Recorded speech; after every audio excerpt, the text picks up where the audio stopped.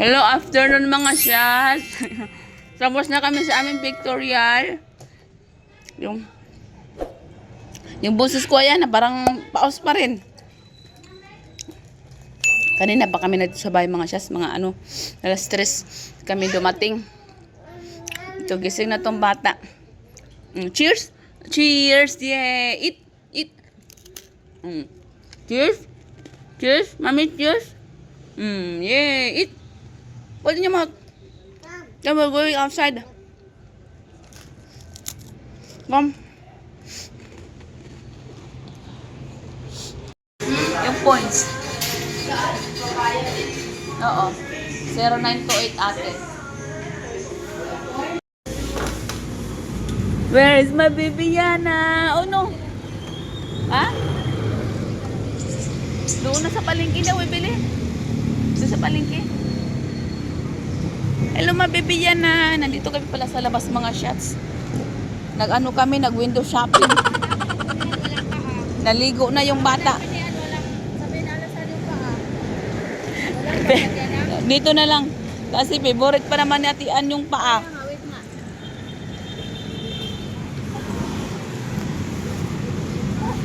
Bakit? Ha? Ayan na. Ayan mo na. Uuwi din naman tayo.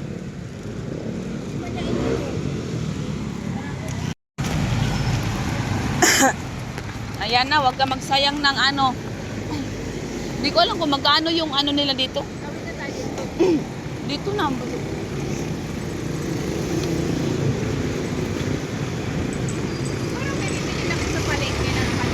Dito ka ba bumili, Chunte? Diyan ka murder? Oo. Mahal dyan. Mahal dyan? Wala man tao dyan. Good afternoon mga shot. Hindi pala afternoon. Evening na. Magluto ako ng aking mag-isa lang ako ng Baguio beans sa aming dinner for tonight. So yan yung aking ulam. Yung aming ulam pala. Sarap yung lagayan. Gisa-gisa lang muna tayo ng mga gulay. Para mabilis ang bangluto kasi may pasok sa jowa. Para makakain siya. Ang tagal lang sa labas.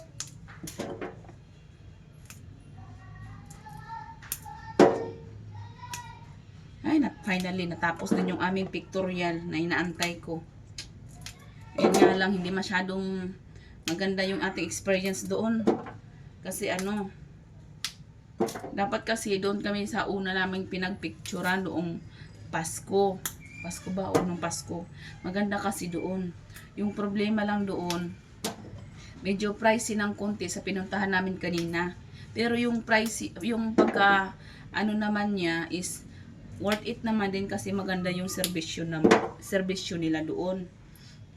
Tapos, yung pinuntahan namin kanina, which is yung last year din yun namin na kinontak ko din last year, na doon din sana kami magpa-picture, hindi natuloy. Kasi dalawa yung aking choices. So, yung pangalawa yung choices ko ngayon, yung aking pinuntahan sa pictorial ni Ayana. Which is, may konting disappointment lang. Kasi nga, kulang sila ng manpower doon. Unlike doon sa una naming pinagpicturehan nung Pasko, mas maganda doon pag bata talaga doon ka sa kanila kasi meron silang mga assistant na mga sa likod. Halimbawa, yung bata mahirap patawanin. Meron silang tagapagpapatawa ba? Marami sila doon na magpapatawa sa anak mo na mag-a-assist ba. Doon sa pinuntahan ko ngayon, pinuntahan namin kaninang namatay na. Pinuntahan namin kanina ni anak ko. Ay, Diyos ko niyo. Ikaw pa mismo magpatawa sa anak mo. Yung anak ko pa naman, mahirap patawanin din sa mga kalukuhan ko. Wala tuloy masyadong magandang picture na nakatawa siya. Isa lang kasi yung tao doon, ikaw lang. Ay, andyan yung anak ko, si Nicole, alalay. Tapos wala nang ibang mag-a-assist. So walang ba magpapatawa sa anak mo. Yun yung mahirap. Pero naman din. Nagawa rin naman, natapos din naman, yun yung importante. Finally, isa na lang yung kailangan matapos. Tapos wala na tayong iisipin pa. Next year na lang ulit. Ay, Diyos ko niyo, Marimar. Kaloka yun. Kaya yung boses ko tuloy, naging paus ngayon din. Medyo paus kasi kanina. Kakasigaw ko kay Ayana. Wala pa si Ayana mo, hindi makipag-cooperate. Walang may mag-a-assist. Tapos yung anak ko pang alalay ko, isa rin, na nag-aaburido. Ay, Diyos ko niyo, Marimar. Anyway, tapos na. Wala na tayong iisipin pa. Tulog pa si Jowa eh. So, pagising niya, at least meron siyang makain pagkatapos niyang ay, bago siya pumasok sa work. Ayun ko, may work siya ngayon, kaso lang, alas 9 pa yata yung trabaho niya kasi kanina, nag-straight yan siya. Ilang hours ba siya? 10 hours, mga 16 hours siyang awake. Mga 16. Kung hindi ako nagkakamali. Wawa naman yung aking jowa. Anyway, ganun talaga ang buhay. Kailangan may magsakripisyo na tayo. Tapos maliban sa aking, madami na kaya itong aking. Hindi ko natanong kung ilang kilo ba itong aking nabiling bagyo beans. Igigisa ko lang, tulagyan ko ng kunting pork na giniling. Tapos, lagyan ko ng oyster sauce. So, yun yung ating ulam for tonight. Ay! Babe! Why Where are you going? Oh, why it's too early? Huh? Told me you have to go to work. Why this? There's no one there?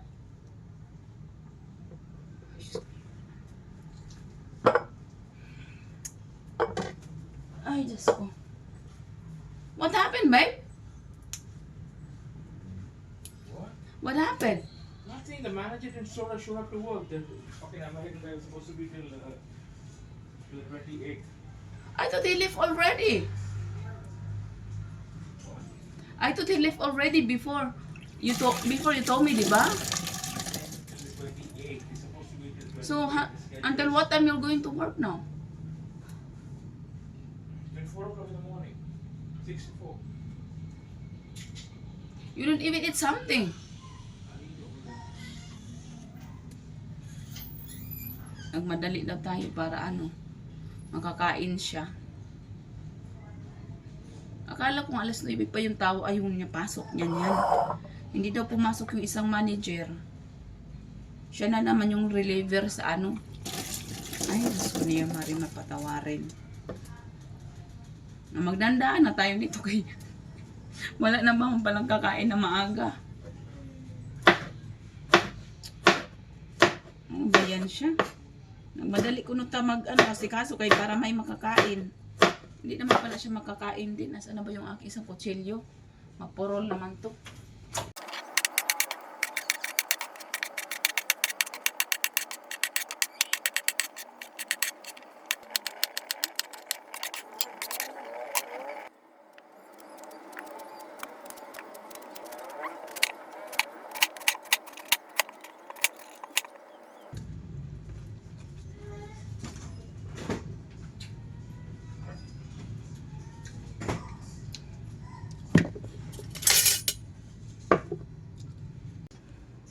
Kain tayo mga shots. Finally, yung aking kinikrib nung nakaraang araw, nakaraang gabi, nahanap ko rin yung apple mango. Kaso nga lang, alam ko mayroon yung siyang lasa. Mayroon ba siyang amoy? Pero para yung amoy nito kakaiba. Hindi ko ma-explain yung lasa, yung niya, yung amoy niya.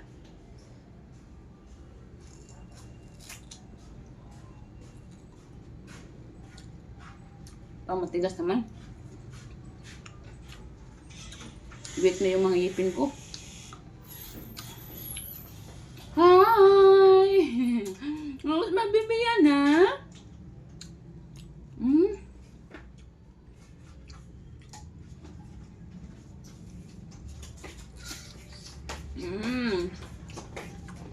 Yum na?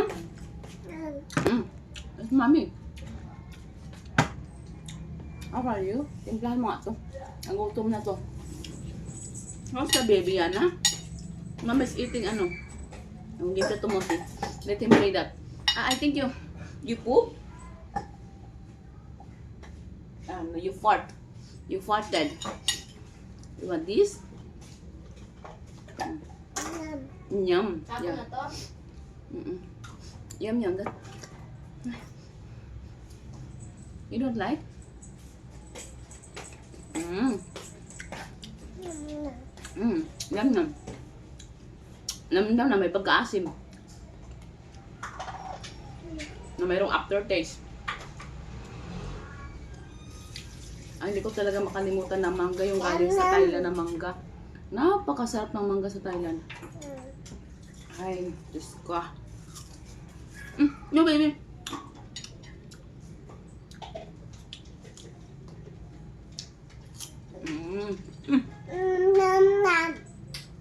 Huwag mo sayangin. Mahal yan.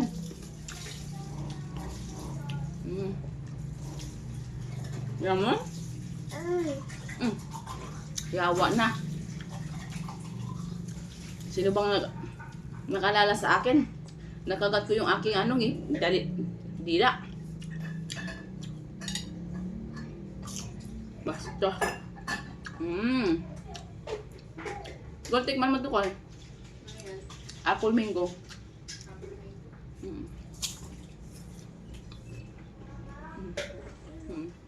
Cheers.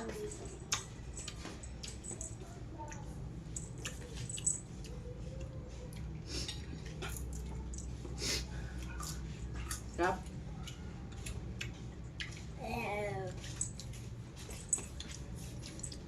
Nga. May baguhan ka pa. Mm. May ganyan nga.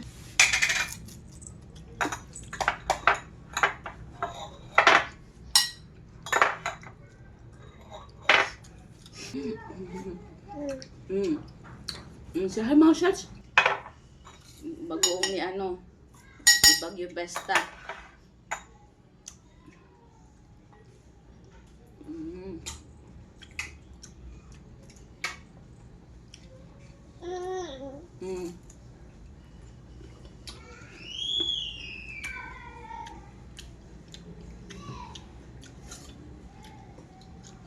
Maybe not too much of that. That's not very ripe.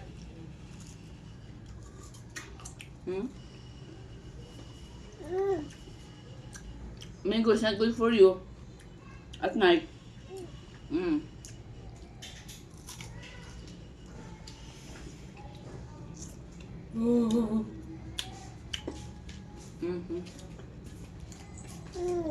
Basta TV na lang, was.